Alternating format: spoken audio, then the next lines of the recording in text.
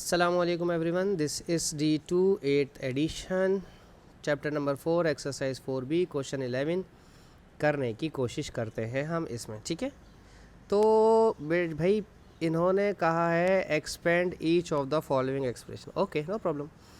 अगर पहली ब्रैकेट है 2a + 1 और दूसरी ब्रैकेट है 3a - 1, तो सबसे पहले तो 2a इस पूरी ब्रैकेट से मल्टीप्लाई होगा। ठीक है, like this 2a multiply by 3a - 9, और फिर ये 1 जो है ये भी इस पूरी ब्रैकेट से मल्टीप्लाई होगा, 1 मल्टीप्लाई बाय 3a - 9।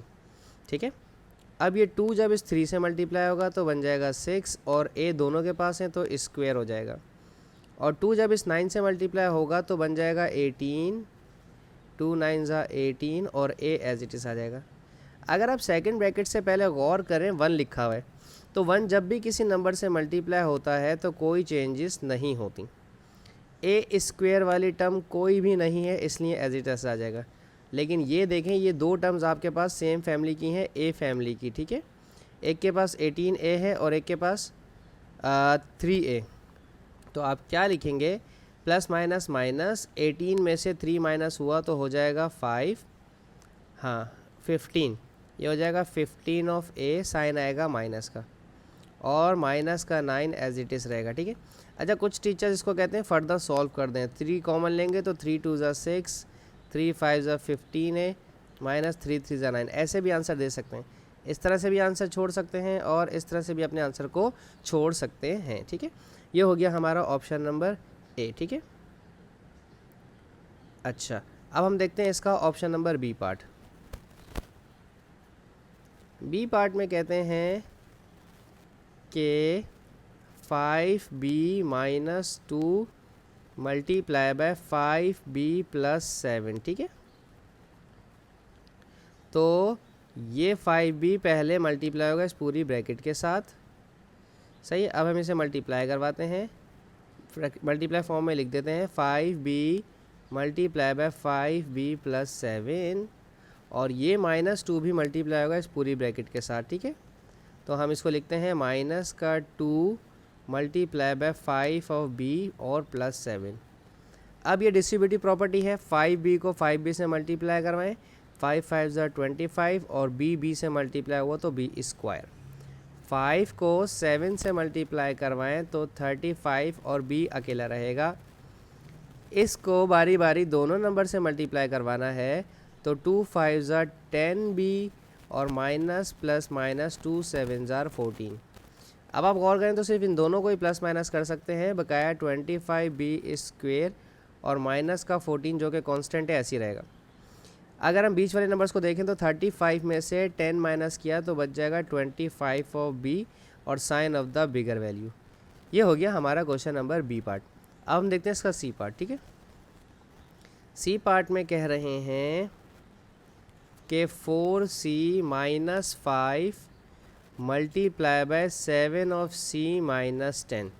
तो पहले 4c को इस पूरी ब्रैकेट से मल्टीप्लाई करवा देते हैं हम कुछ इस तरह से, मल्टीप्लाई बाय 7 ऑफ c - 10, और -5 मल्टीप्लाई होगा इस पूरी ब्रैकेट से 7 ऑफ c - 10। ठीक है, अब ब्रैकेट ओपन करें, 4 को 7 से मल्टीप्लाई करवाएं, 7 4 28c स्क्वेयर, 4c को 10 से मल्टीप्लाई करवाएं, 4 10 40 ऑफ c, इसको इससे मल्टीप्लाई करवाएं, 7 5 35 ऑफ c, और इसको इससे मल्टीप्लाई करवाएं, 5 10 50, और माइनस माइनस प्लस हो जाएगा, 28c square as it is आ जाएगा, और ये दोनों ऐड हो जाएंगे, माइनस माइनस प्लस, 40 में 35 ऐड करें तो 4 और 5 6 7 75, -75c और प्लस का 50 एज इट इज़ आ जाएगा।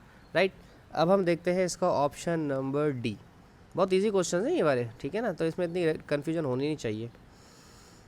ऑप्शन डी में लिखा है 3d + 14 और 5 - 2d, तो लिहाजा 3d को इनसे मल्टीप्लाई करवाएं, 5 - 2d, और 14 को इस पूरी ब्रैकेट से मल्टीप्लाई करवाएं, 5 - 2d। अब डिस्ट्रीब्यूटिव प्रॉपर्टी ओपन करेंगे, 3 5 ज़ार 15 और डी 1 टाइम्स आएगा और 3 2 ज़ार 6 और दोनों के पास डी है इसलिए स्क्वायर हो जाएगा। 5 4 ज़ार 20 और 5 10 ज़ार 50 तो 70 और 14 2 ज़ार 28 और डी। ये वाला नंबर पहले उतरेगा क्योंकि ये डी स्क्वायर पॉजिटिव नेगेटिव बड़ी वैल्यू है और 15 डी में से 28 डी माइनस करें तो 28 में से 10 माइनस किया तो 18 और 18 में से 5 माइनस किया तो 13।